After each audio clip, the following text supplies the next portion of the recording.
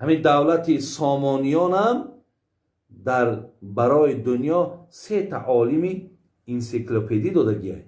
یکی اول ابن سینا، یکی ابو ریحان بیرونی، یکی ابو نصر فارابی. این 3 تعالیم برجسته دادگیه. برادرای عزیز، شما حتی بینین ماها مثال محمد خوارزمی داریم که هر کسی که الگبرا میخواند، ماتماتیکا میخواند، دانه که اینها اساسگذارها بودن. اینها حتی کشفیات عدد کردن. 1 2 3 4 5 دست اینها بود. ما میرزا اولوغبک داریم که حتی اینها علمهای ستاره شناسی را اساسگذاراش هستند. حتی در زمانهای اینها قریب گوییم که همون میکروسکوپ هایی که از زمین ایستاده و مثال آسمان نگاه میکردن، حرکت ستاره ها را میدیدن، تا قریب 20 عدد داشتن. بین ما عمر خیام داریم که حتی اساسگذار همین جدول مندلیو که ما در خیمیا گوییم همو الیمنت های خیمیایی را که چند الیمنت هایی که در جدول مندلیو است، گوییم اول مطرح کنندش عمر خیام بود. این بین مندلیو و بین عمر خیام 800 سال فرقه. یا قوه بگیم کشش جسم ها و فضا را قانون نیوتن میگن. اصلش برادرای عزیز، اصل این از خیام بود. این کشفیات خیام کرده است که بین نیوتن و بین بگیم خیام 600 سال فرق است که خیام پیشتر از اینها بود. من در مقصد اینترنت داخل شدم، بعضی چیزهای را از داخل اینترنت گرفتم که در روی دنیا زیاده از 200 دولت است. ببینید 200 دولت زیاد است در روی دنیا.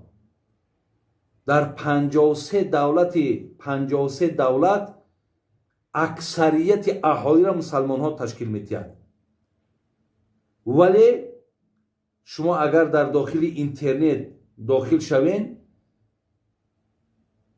مقصد سوال تین که از همه در ملتی که زیاد کتاب میخواند کدام ملت هست، جمع 30 دولت میبراید.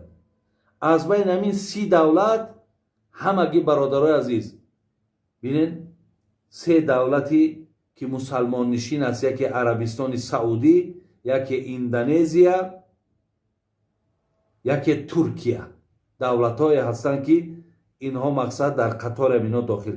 دیگر اکثریتش ایندیا، تایلند، تایوان، خیتای، ببینید چخیا، روسیه، رومانیا، این دولت های هستند که حتی نگاه کردن در 24 ساعت 11 ساعتی همون یک روزه شون در کتاب خواندن صرف میکنن.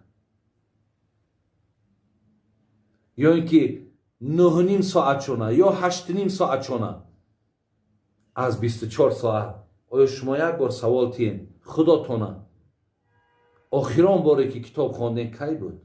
چند ساعت کتاب خواندین؟